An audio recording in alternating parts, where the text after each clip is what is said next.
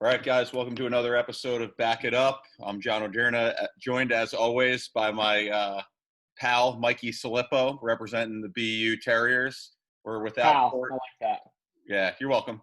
We're without Corey Winkoff, the third member of the hosting team. He's on maternity leave right now.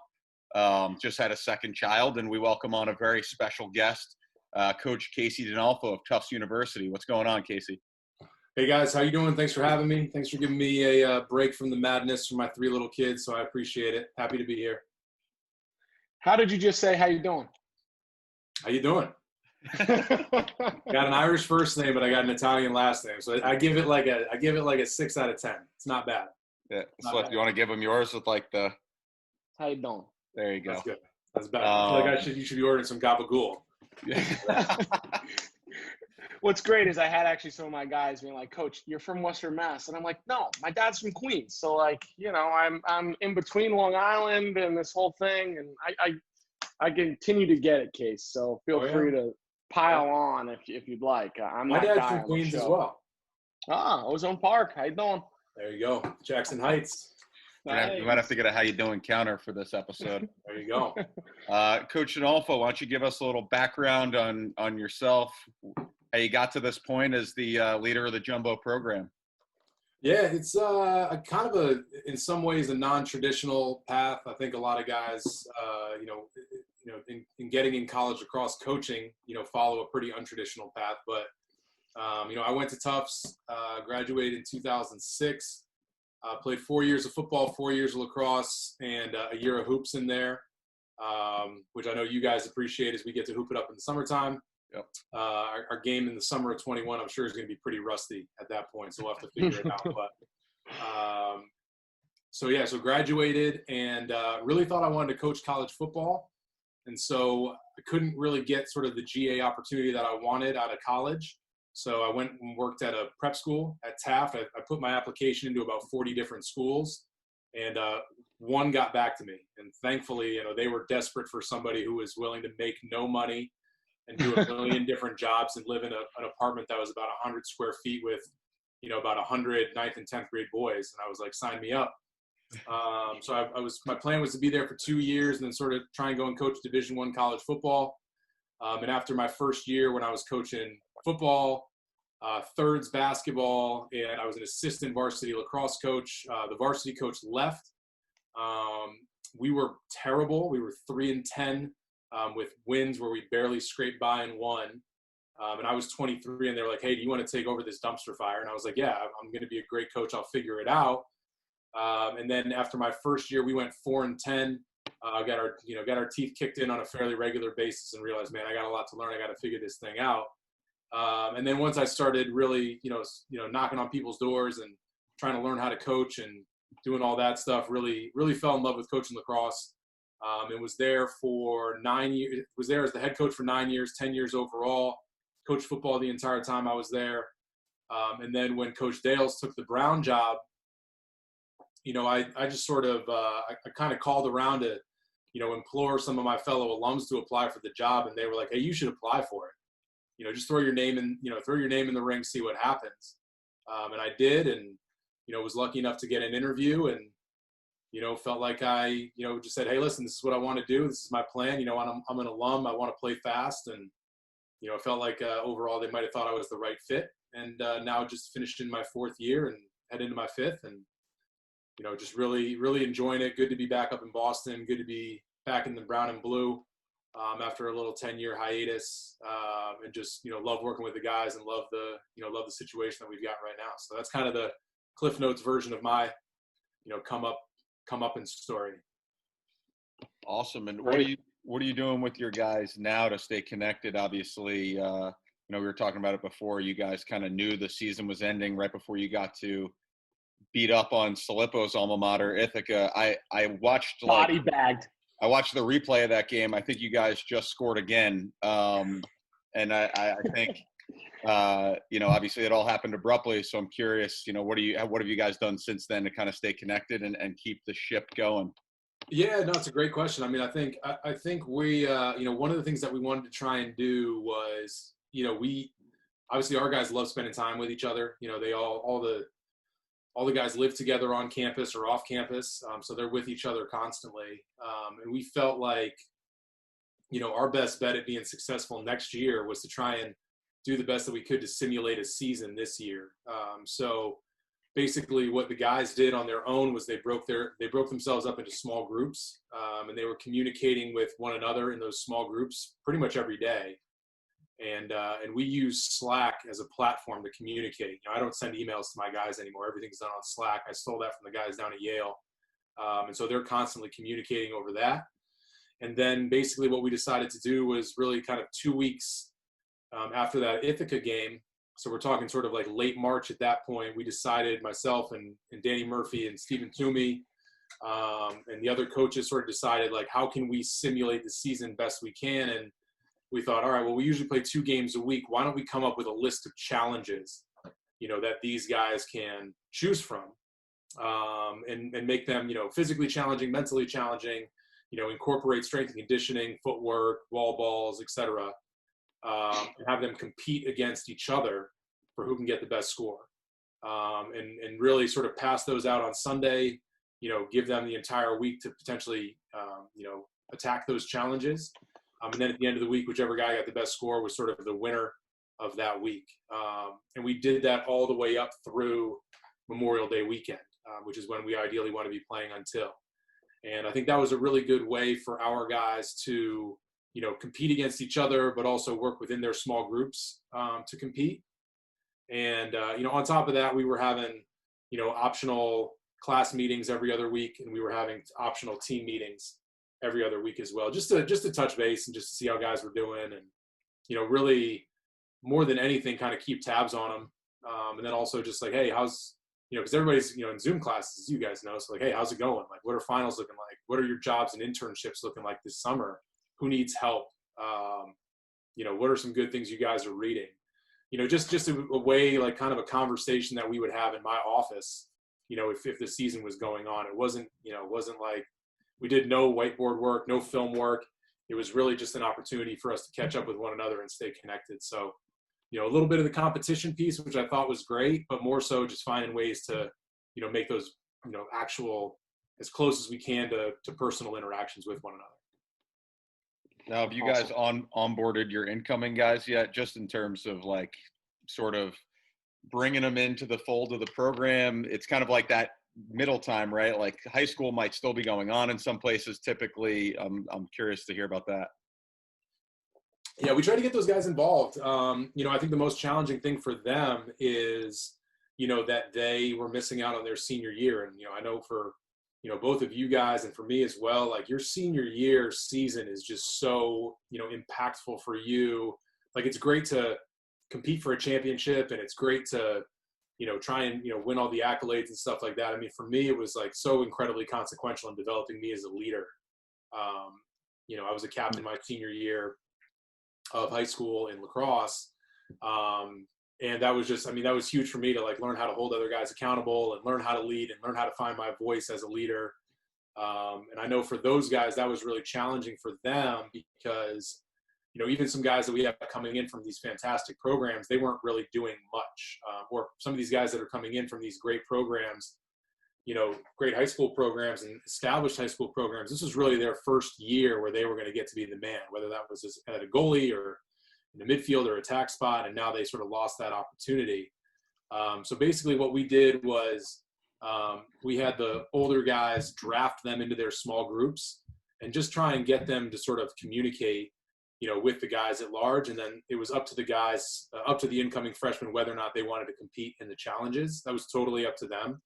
And some of them chose to, and some of them chose not to, which is totally fine. But I just think, starting that conversation was huge.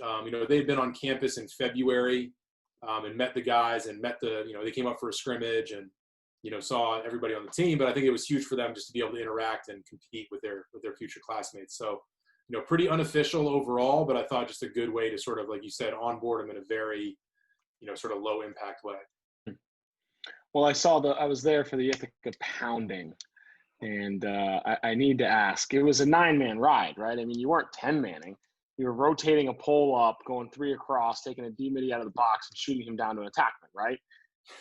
don't want to brag. One, I mean, I think Coach Long is one of the best coaches in the game. He's certainly one of the best guys, Fact. Without question. No doubt. Right? I mean, that guy is just salt of the earth, unbelievable, incredibly gracious. Our guy, one of the things we did this year, which was a little unorthodox for us, was, we moved Nick Shanks, who was a first-team All-American midfielder, down to attack, really because we wanted to be as athletic as possible down there. Between him and Mac Bradle, number 14, and Bryce Adam, number 47, those guys were just absolute animals as riders. Sick. And so we didn't even like 10-man or 9-man. We basically just bump ride with a zone on the back side of that, and felt like those guys were good enough sideline to sideline to be able to bump and just cause problems. I just all credit to them in terms of using their athleticism and their intensity to get after the ball carrier. So we had talked a lot at the beginning of the season, like, man, we're going to be athletic enough to 10-man this year. And then once we got through the first couple practices with that attack group, we thought we actually don't even need to 10-man. We can just sort of let these guys bump. And then they just kept getting better and better at it. So that was kind of the scheme for that particular game. Yeah, it was, man, dark hole for me. Well, Slippo loves to brag about Ithaca on this show, so it's nice to be able to stick it to him on one of these. I mean, 100 shots, Coach. It was pretty epic and pretty smooth. And again, the tough conversation you had to have in the timeout about your season ending before the end of it, and you could just see the energy go up after that timeout, which I thought was, you must have handled that well, to blow some smoke up here, what. But it was sick to see those guys then just raise their level when they're at 80 shots, and let's get 20 more in with 6 minutes to go. Poor Robbie Atwood. Jeez. And you might have hit 10, 15 pipes. Yeah, that's a good, well, the crazy thing about that is we got to 100 shots, which I thought was insane. Insane. I mean, first of all, Robbie Atwood, that dude is legit, man. He had 32 saves, right? I don't know how many pipes we hit overall. I do know we hit 7 pipes in the first quarter. Yeah.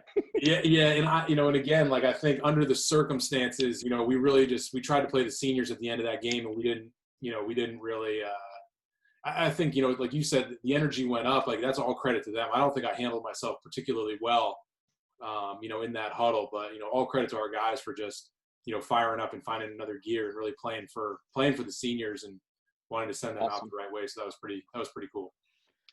Coach, before we move into the drill segment, I just want to say, if you had 29 shots in the first quarter, you must have known Coach Slippo was there calling off the dogs because you were on track for 120. So very nice of you as a friend and longtime acquaintance of Coach Slippo to really slow the boys down a little bit there. Well, I knew, and again, I that's why I wanted to play at 7:00, so I knew that he was going to be able to make it. That's really the only reason I wanted to play at 7. Otherwise, we would have played at 4 and let the Bombers get back to Central New York. I appreciate that, Case. That means a lot. No problem. Always happy to help. Always good to have you there. So this drill, again, we didn't really get a chance to full on name it. This was one that that Toomey's run that we sort of made some adjustments to. I'm sure you've probably seen it, Slips, and basically it's a 2v1 GB on the sideline into a 54 or a 55. So basically what we'll do here is, if the brown team wins it, it'll be a 54. And if the white team wins it, we'll release another white guy from the sideline. And then we'll play 55. And, for us, again, our, philosophically speaking, we would prefer not to play 6-on-6. We'll do it, obviously, but the more that we can play transition, the better. And so we feel like a drill like this, is going to be chaotic. And really, we want our guys to just try and get as many reps as possible. We want to try and play fast. And we also want them to sort of learn, what they can and cannot do in certain situations. So we've got a basic framework in terms of what we want our guys to do, right? So in a, 4v3 situation, we're in an L break. First guy without the ball crashes the crease. Next guy in, we call it fills or fits, basically doesn't muck everything up in there. And, so that's like kind of our basic framework, but we also understand that it's not going to be a perfect L breaker. It's not going to be a perfect 43 or 54 every time. So this way we get to do, again, we want to do GB drills every day at practice. This gives us the opportunity to do GB drills without guys just pummeling each other. So we get reps there, but also, this gives us an opportunity to a lot of different formations in these 54, 55 looks, and also different timing, different spacing, and really just let our guys problem solve and work their way through it. So let me kill the volume on this. There we go. So basically you have here, again, right now you get sort of your standard 43 coming down. Again, you got this guy trailing, so this guy should move the ball. And then once he moves the ball, he should be looking for it and then crash in the crease. And then this next guy down should fill. Okay, so we get that. And then we've got this space here on the back side to be able to try and get a finish here, and then maybe a one more on the back side. The great thing about this is, you've got a guy who's an attackman, sometimes a midfielder here, going through midfield progression. And then you've also got an LSM here, going through his progression as well. And you also have a face-off guy here. So you've got guys playing different positions, doing different things, getting comfortable doing different things, because you never know, where those guys are going to be running their drill. Okay. So again, you're taught again on that 54, or excuse me, on that 43 here, you're reading this low guy. We make a good read here. And then this guy can just make that one more across. And then we'll talk to our LSM about making sure that he's remaining dangerous, staying active, not mucking things up. Same thing right here. We really get to work on our man ball play right here. Okay, same thing right here. Now, this guy's got some options. And again, we'll talk to these guys about this. You guys can see my cursor, right? Yep. Oh, yeah. So basically, this guy can move this one back across here. We would actually prefer he not do that, because they can cover 5 with 4. We would prefer that this guy, first guy without the ball, crashes, potentially occupies one of these backside guys, and now we're able to make this pass right here to the point. Or, more preferably, we try and get a pass down, pick down situation right here, and then it's going to be really challenging for this guy to try and communicate through the pick work right here. What we don't really want is something what happens right here, right? So what we would tell our LSM right here is like, hey, what's your job right here? And you go, and then we say, are you the first guy without the ball? Yes. Okay, what's your job? All right, I'm the first guy without the ball. I got to crash the crease. Good. What should you be doing? Crashing the crease, right? And so by him doing that, if nobody picks him up, then we just dink it to him and he can go in and finish at 6 yards. If this top guy or the point guy slides with him or covers him, now we've got this guy sort of coming over the top for a look. This is actually not really what we want right here. And if we do make this pass, ideally what we want is this guy stepping into a shooting lane and being a threat on that. And so again, like even after these like first 2 looks, and same thing here, we got our LSM. He does a good job of, all right, let me feel this out. Let me see if this is the right thing. And then we're like, all right, Flair, like probably don't want you taking an offhand jump shot at the top of the crease. Let's work on it. Maybe you can get better at it. But at this point in your offensive progression, this is not the look that we're looking for. I mean, that's so indicative of you guys, though, is like the fact that your attackman, 1, is throwing the pass, and 2, your pole is cutting, looking, like wanting the ball. There are a lot of guys that wouldn't want that ball because they're cutting in an awkward spot and they don't play this way. It's like that to me is so indicative of the tough style that I'm familiar with. Seriously, and he catches it off shoulder to a hand exchange to a jump shot. Pretty impressive. Yeah. Yeah, and again, I think the most important thing with this stuff is like, again, we got to let these guys try this in practice. I mean, philosophically, where we're at is like my thought is always like, all right, like if I try and be too controlling during practice and these guys never try this stuff, then they don't know if it's going to work or not. Like this shot right here and him, skying this shot or gassing this shot is much more impactful for his development than it would be if I was like yelling at him. I think he sees that and is like, man, I'm probably not ready to hit that shot yet. So I'm not going to yell at him for taking that shot. I think our guy who feeds this right here, he's sort of developing. Again, this is probably a week into practice, right? And we don't have like official fall ball or anything like that. So we're a week into practice. We're still learning what our KYP is, right? Our know your personnel. So he's probably going to learn, that maybe I don't want to hit that particular LSM cutting through the middle, right? There are other guys that you definitely want to hit, but all right, I got to see that guy develop more before I'm willing to make that pass on a more regular basis. That's such a NESCAC way to coach it. Yep. What's that? Just, hey, figure it out? Well, no, it's like, if I'm yelling at him here, he might not try that. I don't know what the right, analogy is because I'm not John or you or nearly as smart as most of the people we have on. But, classic NESCAC. Yeah, I mean, I think it's just, again, we don't, if we had 20 practices with these guys in the fall, like we could go through like full indie shooting. So by the time we get to February, and this was, I think, 3 days before our first game, we'd be like, all right, Flair, like either work on that and get a lot better before we get into the spring, or just, hey, that's not part of your game yet. But, for this, I think this was like practice number 8 for us. So we're still trying to figure these guys out, in terms of what they can and cannot do. And so everybody knows NESCAC starts Feb 15 in terms of starting practice and has about 2 weeks, right? Give or take, Coach, until your first 2 weeks on the nose usually. First league game. First league game, right. First league game, exactly. And next year, in 21, we open at Amherst. So it's not even like, all right, like you get to like sort of figure out who you want to start with. It's like, all right, here, like go and play this top 5 team first game of the year on 2 weeks practice. So, there's definitely some urgency in these first couple of practices to figure it out. Again, right here, we see the white team wins it. So now we're going to release, guy in white from this side. And so you can see here, we got Matt Trieber right here. Again, one of the things that we talked to these guys about, these point guys, and this was more of an emphasis this year for us, was, we want these point guys to read this play a little bit better. Like, obviously, if it's a clean 43, we want to keep that guy lower, make the point guy make a decision. If it's a little bit more broken up, we can give this guy the freedom to go and basically play 2-man with this pole anywhere else on the field. And the reason for that is that you're putting this point guy in a really weird situation. Like, if you leave, this guy doesn't really know who his guy is anymore, when he should slide, whatever.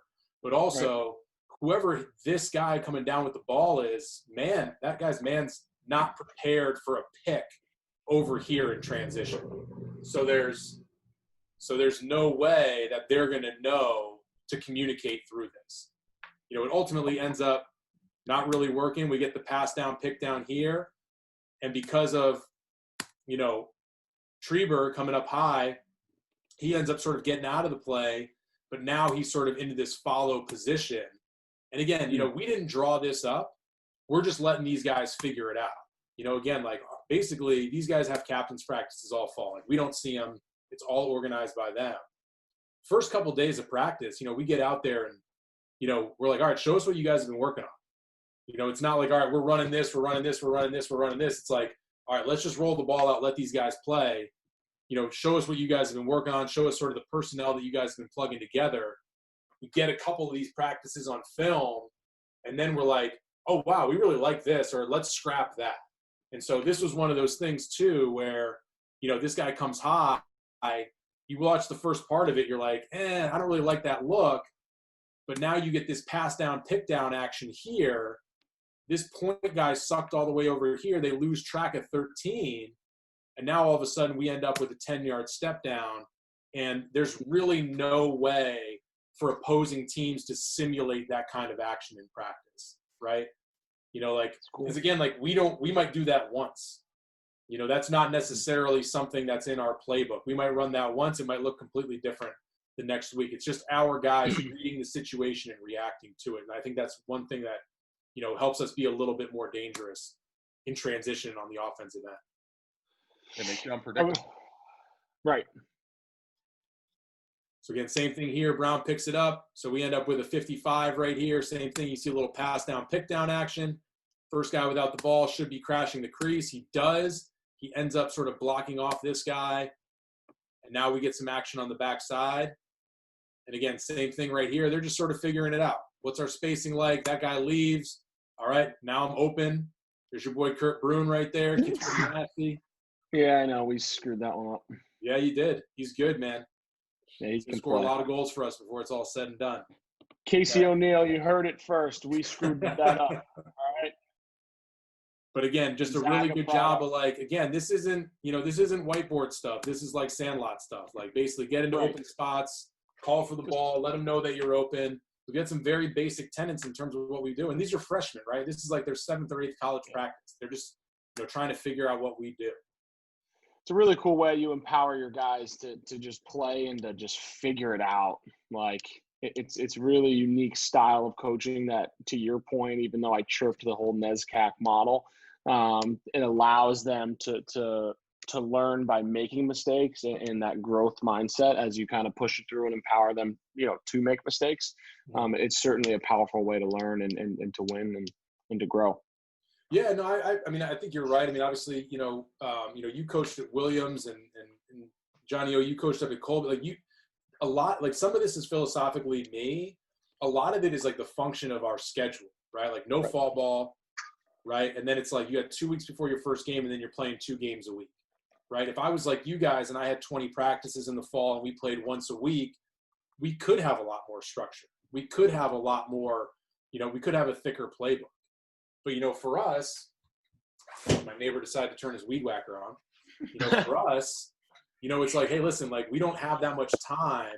Let's just roll the ball out, let these guys play. And if they get really comfortable with each other and good chemistry with each other, that's going to make us a lot harder to scout. So again, it's not really my like X's and O's and expertise. It's really just, giving these guys the freedom to make mistakes and also just be creative out there. So we get we get a push call right here into a 44. And again, like we talked about before, again, if this is a 43, we want this guy here. This is our point guy, right? But we're just sort of messing around with it. Now we're clearing through. Maybe you want to give this guy a lefty break, because Cam Kelleher's a lefty. Maybe we're clearing through trying to make this a lefty break. Now these guys are trying to figure it out. Cam's just being a lacrosse player, runs down, pump it or bump it. Nobody comes to me. I'm at 10 yards. I'm just going to pump this thing. All right. We end up getting a nice goal right there. Just playing, right? No X's and O's, just communicating, playing at full speed. I have some PTSD seeing those soccer nets back there on that side because that's where I was standing when. Oh man. Well, I'm glad. I love our facilities, guys. They're the best. It is, we are on a D3 budget, so we can't like move these into like one of those airplane hangars that you guys probably have in your D1 facilities. We just put them on the side of the field. D3 lives, baby. D3 lives, that's right.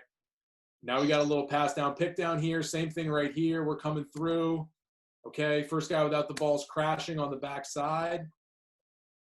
Okay, again, we're just, sort of same thing. Figuring it out here, right? Figuring it out. Again, this is Bryce Adam. Right here with the ball in his stick. Kid's pretty good. Awesome. Got a lot of traffic on this side of the field. All right, and now we're just sneaking on the backside. And basically, again, like for this is just Brycey trying to figure out. And again, Bryce knows, right? He's good. I'm gonna trust him to throw this pass every time. This is good for Mac, who played midi as a freshman and is now, was a first-team All-American this year as a sophomore, but he didn't play attack last year. So he and Bryce haven't worked together a whole lot. Mac plays golf in the fall. For the first 2 years, Bryce played football in the fall. These guys don't have a lot of QT together in the offseason.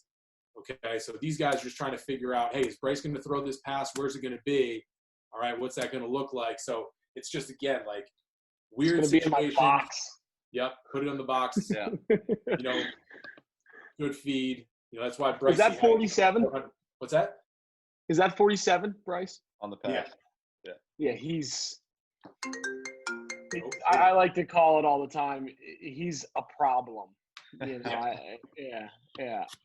Yeah, 423 points in high school. It's again. Oh, how you doing? Probably got to know how things work if you have 423 points in high school. Yeah, for sure. Jeez. So again, I think for us, again, what we get out of that drill.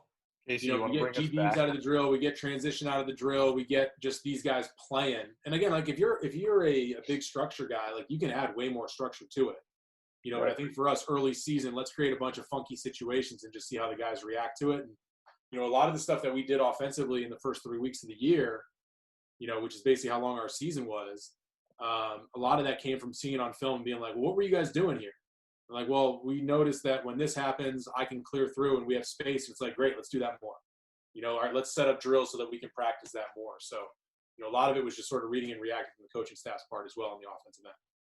One thing that I really like, I think that's super underrated about your schedule, Casey, is it puts a little pressure on your guys to make the fall really productive without the coaches. They're forming the relationships and feeling each other's strengths out. Like something that we try to coach our guys is like, understand your teammate's strength. Right? That's important. You got to understand what your buddy's capable of and the type of things that we can do as a team. And I think that the layout of the NESCAC schedule kind of forces the guys to do that on their own. It happens organically, which to me is so much more impactful. Right.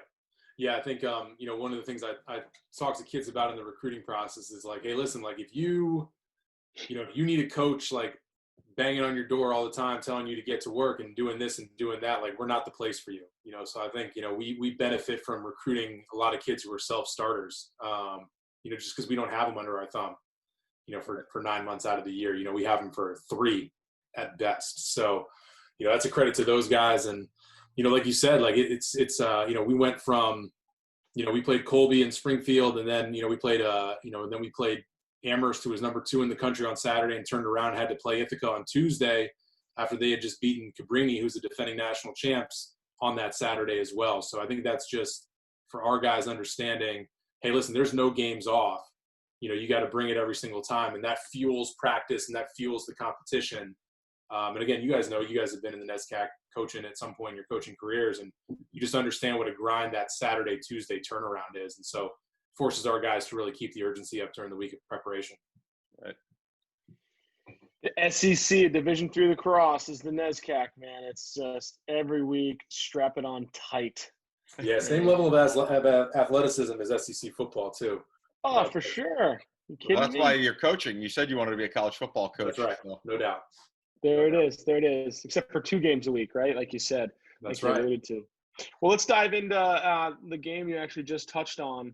Number 2 in the country, Amherst College, the Mammoths now. Actually, wow, this is the battle of what's the scientific word for elephants? Pachyderms. Battle of the pachyderms. There it is. See, that's a NESCAC thing. I would know that, being an Ithaca guy. Let's set the scene here again. Like I said, number 2, Amherst College in the all black with a touch of purple and white. Tufts has their white and baby blue shorts on, baby blue hat. I'm glad not to see that much brown. Really don't understand the whole brown and baby blue thing here, Coach, but maybe that's another episode. Well, so second quarter, what's the score here, Coach? 4-2? Yeah, if we're just starting in the second quarter, we're up 4-2. I believe. Let me just check this. We're on a 3-0 run at this point. So we started down 2-1, and now we're up 4-2 to start the second. Yeah, man up here. Mm-hmm. Well, yeah. And Danny Murphy, our assistant coach, graduated last year, one of the all-time leading scorers. Man up is his show. I like that during that part of practice. We talk about it during the week, and then during that part of practice, I go down and work with Coach Toomey. I do the scout guys, and Murph just does everything on his own. So this is all his genius right here. Well, tell Murph this play didn't work, but this step down does. I have PTSD from the fake flip action from like the Bo Wood, Bill Bailey days. Try and get teams to play our speed, and sometimes that sort of manifests itself in a way where they, maybe try and play a little bit too fast, and so we feel like that's an advantage for us. So like right here again, same thing. They got all 6 of their guys. We've got 4 of our guys out there right now, but like we want to be or 5 of our guys. Nope, there's the ref. 4 of our guys, right? So we're attacking there. We feel like, hey, we want to be attacking all the time. Just sort of put it on them to try and defend us, even if we're playing 46 or 36. We're not going to give them the benefit of the doubt to assume that the defense is going to do the right thing. So. Yeah, I like that, Casey. My first 4 years of coaching, I got to coach against Tufts, and all 4 years the scouting report read they're on offense from the time they pick up the ball. That's right. As soon as we pick up the ball, the program's on offense. Oh, sick. Yeah, 3-3 zone. Not a fan. Pre-rotate over here, brother. So, I mean, it's just interesting how you kind of overload them and they screw up this backside exchange. Mm-hmm. Like he should be rotated over.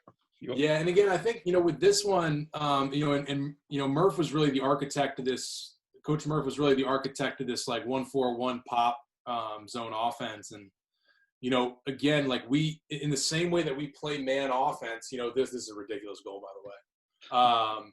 But in the same way that we play man offense, we have a couple tenets in terms of what we want the guys to do, but also like we give them a lot of freedom, and I think we make that pretty hard on teams to scout against us. Like right there, like Mac, basically just felt like he found a soft spot, and they didn't rotate up to him, and stepped down and took a pretty good lefty shot right there. So I was going to say, Mike, can you run that back? Because this looks like you guys throwing down to the pipe is what freezes that pipe defender this time around. Like you really found their sort of seam in their zone where that zone breaks, and they're not totally sure who should have it. And the first time you throw down and get a good look, and then this time the guy doesn't want to come up, and you step right into that same gap. Yeah, and it's it's a good point, and like it's clear through too. Yeah, absolutely. And like I think what you guys are talking about too is like similarly like when you redodge on offense, like the first time they're going to have the slide set up, but then if you redodge off that same dodge, they might not have that one slide reset. And it's sort of the same thing when you're playing a zone. Like you hit that soft or you hit that seam, they might have that slide set. Then you reset and hit it again, they might not have that slide set. And I think Mackey probably felt like he was going to be able to hit that. It just sort of read the situation and kind of took what they gave us. Right. Go. Amherst with the opportunity. Yep. And again, so this is good lacrosse here. Just nonstop. Yeah. It's up and down. And again, really good save right there.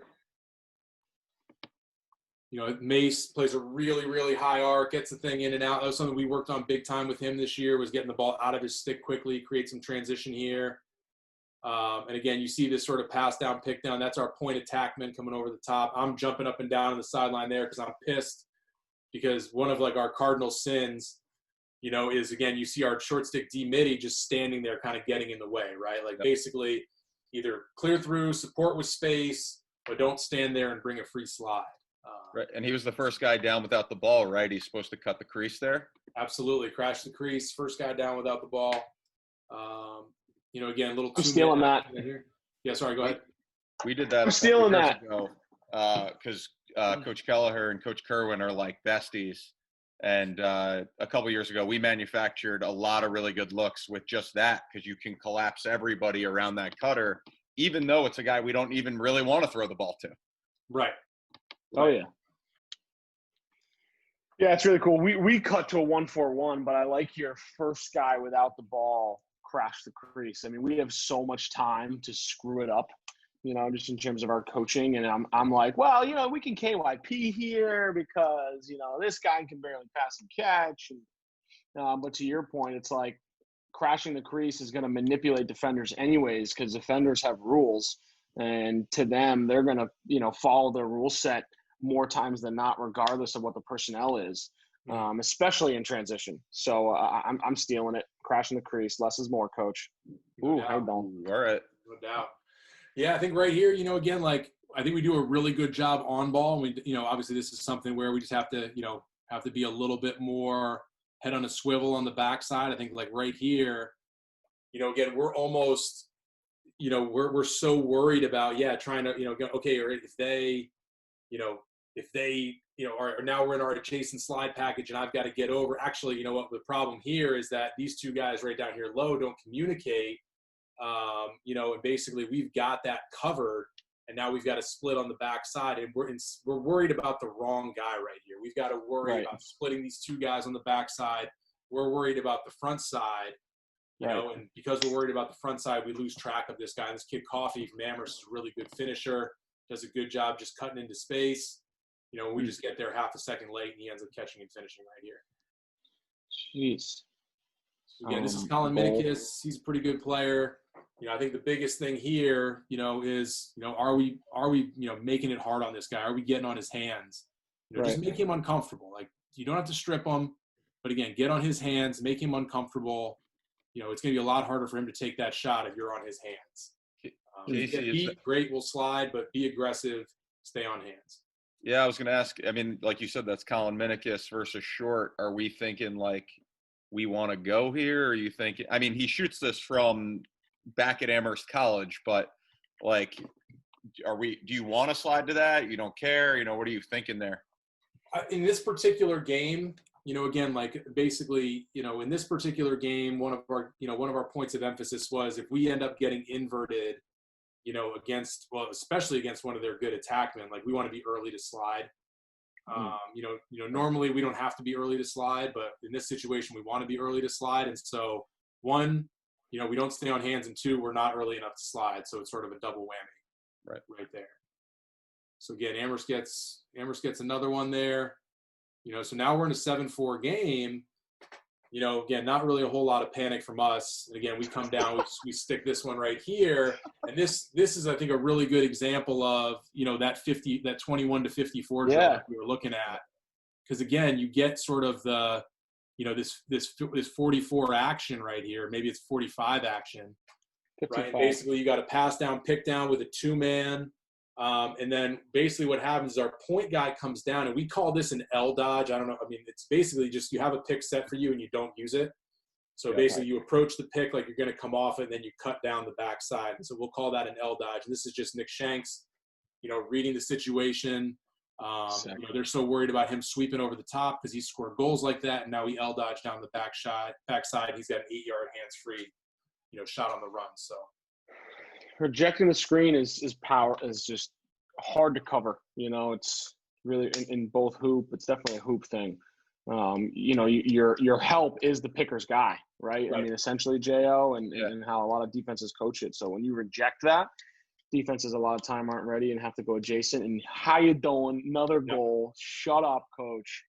Yep. And this is a good, again, that's another really good example, right? Where it's like, you know, again, like there you go. You know, just give that guy space. And basically by crashing the crease right there, now Nick Shanks has just scored the play before. We don't want to leave that guy to slide to a midi coming on, even if it is Garrett Samuelson, who's pretty damn good. And now G's able to step into 12 yards hands-free. And again, just like, you know, hey, read the situation, you know, react to it. You know, the only bad decision is inaction. You know, we'll live with the consequences and the results. Well, I got a feeling we're going to get 2 more goals pretty quick here. So let's watch those, and then we'll move to outside the lines. In case you guys have 5 goals in this quarter and like 6 minutes of offense. Yep. Maybe barely. Less. Yeah, less, coach. Yeah, we trying to think what it was. We score 7 in 9 minutes. Yeah. 9 game minutes. I don't know how many offensive minutes that is, but probably way less. Not giving you guys enough credit. Yeah, seriously, John. That's the defensive guy in me. Classic. Big. Yep, big. We'll switch that. You know, again, like not trying to, you know, and again, I think Coach Toom does a phenomenal job of like, you know, really letting our guys play to their strengths, but also just not making things too complicated. Obviously, he's got a contingency for everything. You know, he's such a fantastic coach. You know, but at the end of the day, it's like, hey, just communicate and figure it out. You know, same thing right here, pass down, pick down. You know, now really sort of making them confused. Again, I you know, kind of get after my guy right here about, you know, kind of just standing there and, you know, not attacking the cage. Again, same thing. We don't want to wait for our guys to come on. We want to try and occupy that zone the entire time. Again, same thing right here. Again, one of our points of emphasis was to dodge these corner guys, these short stick middies. But then again, this is sort of where this is sick. We don't mind. Swarm. Right? Like, you know, they swarm, but then we swarm. You know what I mean? Right. So it's like, hey, now like great balls on the ground. That's just another opportunity for us to attack. Okay, now we're in transition again. Like we love being in transition. Let's try and exploit this. Same thing right here. Attack the corners because that's where they had their short sticks. And they're basically putting those guys on an island. Okay, and again, same thing. We're subbing. You know, we're basically, okay, we're resetting. We're getting guys where we want to get them. But again, we're not waiting for that 6th guy to get on. We want to play, especially if they've only got 5 guys. Like there's no such thing as a 5-man zone. Coach Reset. Coach Sam Harris, another BU guy, Love it, man. asking for the reset. Just fleecing the Terriers, fleecing the Terrier coaching staff. You and Notre Dame, man, but they just fleece our players. So, oh my God, it's shot just clock. Shot clock. Yeah. Just another high down. Yep, another shot clock. Just jamming the crease right there. Count it. Love the dive rule. Very pro dive. You know, Matt Treber, again, scored 5 goals on the day, and I think every one of them looked like that. It was either a scrappy score or just like, you know, a Johnny Big Balls goal. It was just awesome the entire day. Nothing super pretty, but just, you know, super tough guy plays. So at that point, you know, we had scored 3 goals in the span of like 2.5 minutes, sort of like push our lead back out. You know, again, now our guys are just feeding off that. It's sick. And now we're going, and like, again, like, yeah, like we're gonna throw a couple balls away. It's not always gonna look pretty, but like as long as we're playing as fast as we can, like that's gonna allow us to, you know, capitalize on more opportunities. It's nonstop here. It's just, this is what when we were getting ready for you know, Tufts in 2016, I remember saying that, like, the minute you get off the bus, you got to be ready to play. And just watching you guys go after ground balls, it's ridiculous. And then he gets this again. This is the – Yep. Again, same thing here, right? Like, I mean, again, like we in that 1-4-1, you know, if you're that low guy, you know, we've hit that sneak a couple times. We've made you nervous about that a couple times. You know, now you hesitate coming off that pipe a little bit, right? So same thing for Mackey right here. Like, he's a smart player. You know, if he can get to 8 or 9 yards hands free, like he's going to take that shot. So, you know, read that low guy, you know, shake that guy to the inside. And same thing, like, who's he attacking? He's attacking the short stick on the corner, right? Which is like definitely part of the game plan for us. This is what I love about zones. Like, you know, they give you a 3-on-2 on the side, like legitimately, like the way they're shaped, they're giving it to you, and you're doing a really good job occupying their mic. Which is what we call kind of the center, you know, defenseman that most zones rotate around or spoke around. And then your spacing is sick because these two guys have to cover these 3 until he gets back, which slows him up because he's worried about him, like you said. And then it's, you know, let's watch the dodge one more time, and the flex and the how you doing. Oh, very nice, Coach. No doubt. Well, let's move into outside the lines. J.O., why don't you deliver Coach D'Annoflo his outside the lines? All right. Yeah, so we'll move outside the lines. One thing that I love about Tufts and just both being on the front lines of it and on the outside is when I think of the top cultures in our sport, Tufts is one that has transcended many years, basically the entirety of my coaching career and even some of my playing career. Not that I ever got to play against them, but would love to hear a little bit about kind of like your path. You played there, obviously, during that transition from becoming competitive into a national championship sort of run right after, and then the continued success that you came back to. Yeah, that's again, I'm going to take very little credit in terms of building that culture. I think that we've, you know, evolved over the last few years, but, you know, I think the guys that came before this group, you know, in the 10 or 15 years before this group, you know, really did a lot in terms of laying the groundwork. And again, one of the things that Coach Dales used to say, and we keep saying it, is, you know, leave it cleaner than you found it, leave it better than you found it. And so, you know, it is a little bit, the evolution, it didn't happen overnight, right? Like, it's sort of like, all right, like, what small changes can we make in the offseason be even better the next year to build on, you know, the progress that we made this previous year. And I think the cumulative effect is what you see. You know, there wasn't just 1 or 2 things that happened, you know, from the time I played there and graduated in 06 to, you know, what you see now. I think, you know, like one example, like when I was there, you know, basically one of the things that we got rid of was, you know, making there any sort of like initiation, right? Like, you got to shave your head or you got to do, you know, whatever. Everyone has something different. Like, we got rid of that. We were like, listen, this is, you know, why do these guys have to demean themselves so that they can prove that they're a part of this program? Just love lacrosse, love Tufts lacrosse. And like, that's good enough. Like, that's way more impactful and meaningful than, you know, eating something disgusting or shaving your head or whatever it is. And every program's got different things. And obviously people are way more, aware of that nowadays. But, I think that if now all of a sudden you come in as an incoming freshman, you don't have to do something stupid. All you have to do is love lacrosse. Like, man, like that makes a huge impact. That increases morale. That eliminates sort of those negative cycles that happen, because inevitably somebody will take it too far. Right. So, that was one small change, that we made that I think has made a huge impact on the program. And, then I think just every year, just trying to, whether it's, we line up all of our sticks on the sideline, to try and emphasize attention to detail. That's something that we got from the guys at the program. So, that's something that I think we've done, better, more attention to detail, keeping a clean locker room, and all this stuff didn't happen overnight, but it's like sort of the accumulation of it, the attention to detail of it, and then also making sure that our guys know that all they have to do to be a part of the program is love Tufts lacrosse. And I think the great thing about that is that, like, that it doesn't mean that you have to be a phenomenal lacrosse player to make a huge impact on the program. You just have to take care of the little things. And so that empowers guys who might not be All-Americans or even starters or on-field contributors. That gives them opportunity to make huge impacts on this program, because we don't really value guys in terms of how good they are at lacrosse. Like, we don't, in our locker room, like, we don't put up All-Americans, we don't put up Players of the Year, we don't put up MLL jerseys or anything like that. We only have team accomplishments up in the locker room, and that just shows to our guys, like, last 2 years we've got 10 All-Americans each year.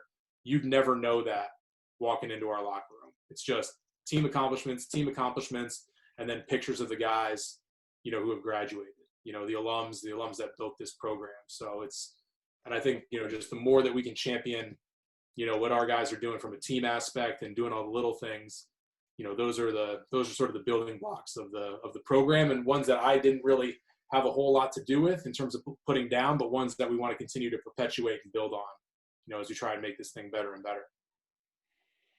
Yeah, I think one thing that's really cool, Casey, I've watched those the Jumbo Lax TV stuff over the years too, and I think one thing that I've always noticed that's really cool is, like, there's just a passion, there's like a hype about playing, the way your guys act, whether they're on the field, off the field.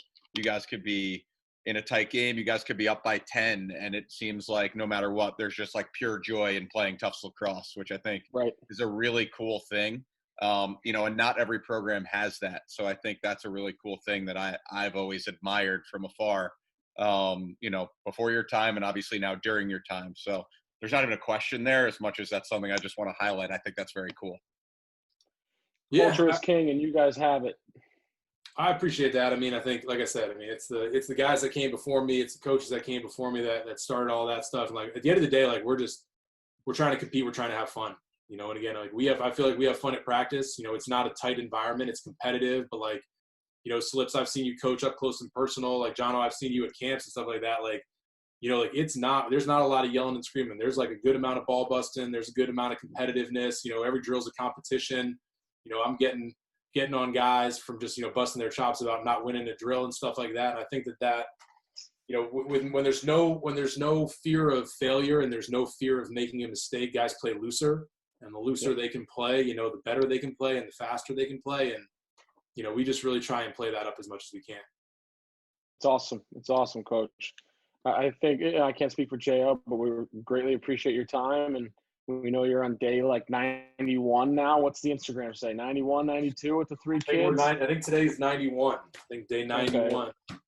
If you haven't seen, we got about another 90 to go. So we're at halftime right now. We're Gatorade and orange slices today, man. Gatorade and orange slices. Nice. I was a Swedish fish guy at halftime, Coach. Oh, okay, I like that. That's always had the Swedish fish. That's outside the box. I like that. Yeah. He's got a sweet tooth. So really cool. Well, thanks, Case. Thank you so much for coming on to back it up. And we were, again, lucky to have you, D3 Lives. And we look forward to hopefully getting a hoop game soon where I can avoid you like hell and pass the ball to John, hopefully, and he'll shoot the layup that he always, I think you reject. He always, like, dishes it back out. Yeah, I like to throw, like, the overhead back pass. You got to be the first man down without the ball's got to cut, so I can give it to you. Got to find that Phil guy, no doubt. Awesome. Thanks so much, Case. Yeah, Thank you, guys. Thanks for having me. Appreciate it.